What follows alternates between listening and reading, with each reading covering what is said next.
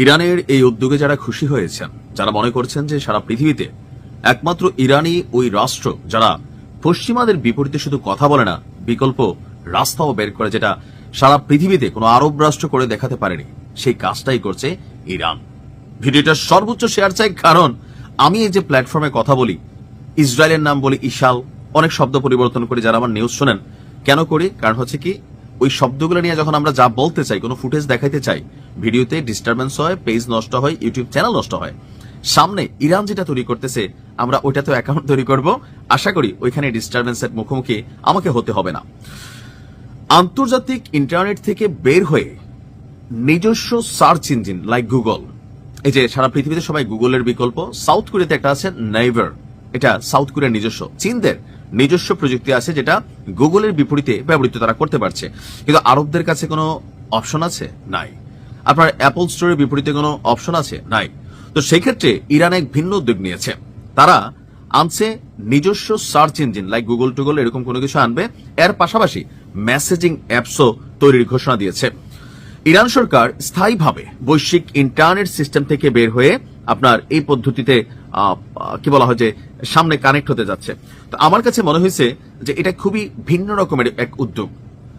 আমি যখন কথা বলি, আপনি যখন কথা বলেন, আমাদের জন্য প্ল্যাটফর্ম কি আর আছে? আমরা যখন ওই যে বলি না যে গরুর মাংস আল্লাহর নাম খুঁজি, আলুর ভিতরে কি আছে সেটা খুঁজি, ইরান ওই সময়টার মধ্যে জ্ঞান, বিজ্ঞান, প্রযুক্তি, সামরিক সক্ষমতা, কলিজা তো এটা ফ্রিতে আসেই। তো ওই জায়গায় নিজেদেরকে আসলে পৌঁছাই দিচ্ছে, যার কারণে পশ্চিমারা কিন্তু চায় না। এই সিদ্ধান্তটার একটা প্রেক্ষাপট হচ্ছে, এই আন্দোলনের মধ্যে ইরানকে একটা ঝামেলা পোহাইতে হয়েছিল। নিশ্চয়ই আপনাদের খেয়াল আছে, ইরান যখন ইন্টারনেট বন্ধ করে দিল, তখন আপনার ইলন মাস্কের স্টারলিংক সেখানে কানেক্ট করা হলো। সেই স্টারলিংককে সাময়িকভাবে বন্ধ করে দিল, খেয়ে দিল, কিন্তু এটা তো পার্মানেন্ট সলিউশন না। আপনার ব্রিটিশ গণমাধ্যম গার্ডিয়ানের এক প্রতিবেদনে বলা হয়েছে, ইন্টারনেট সেন্সরশিপ পর্যবেক্ষণকারী সংস্থা ফিল্টার ওয়াচের এক প্রতিবেদন বলছে, আন্তর্জাতিক ইন্টারনেটকে সরকারি বিশেষ অধিকার হিসাবে রূপান্তরের একটি গোপন পরিকল্পনা বাস্তবায়নের পথে রয়েছে ইরানি কর্তৃপক্ষ। একাধিক সূত্র বলছে, রাষ্ট্রীয় গণমাধ্যম এবং সরকারি মুখপাত্ররা ইতিমধ্যে 2026-এর পর আন্তর্জাতিক ইন্টারনেট আর অবাধ ইন্টারনেট ফেরানো হবে না, ইরানে এই পদ্ধতি নিচ্ছে। বলা হচ্ছে যে এই ব্যবস্থায় শুধুমাত্র নিরাপত্তা ছাড়পত্র প্রাপ্ত বা সরকারি যাচাই প্রক্রিয়া উত্তীর্ণ ব্যক্তিরাই সীমিত ও ফিল্টার করা বৈশ্বিক ইন্টারনেট ব্যবহারের সুযোগ পাবেন। সাধারণ নাগরিকদের জন্য থাকবে কেবল একটি জাতীয় ইন্টারনেট, যা সম্পূর্ণভাবে দেশীয়, আর এটা হবে বৈশ্বিক নেটওয়ার্ক থেকে বিচ্ছিন্ন, অনেকটা উত্তর কোরিয়া স্টাইলে।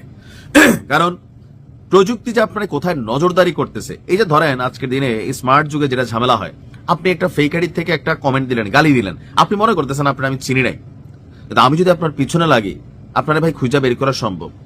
কারণ সরকারের কাছে এটা, ওই যে আমরা আইপি অ্যাড্রেস বলি, অ্যাড্রেস মানে কি? ঠিকানা, হ্যাঁ, internet protocol address.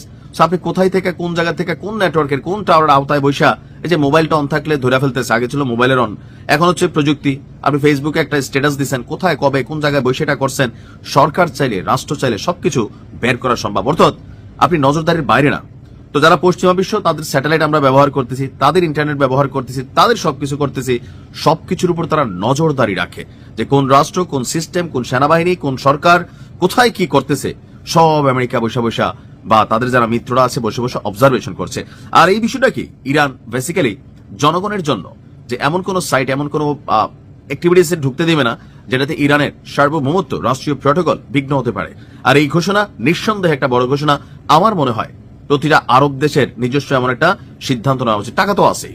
Best of luck Iran.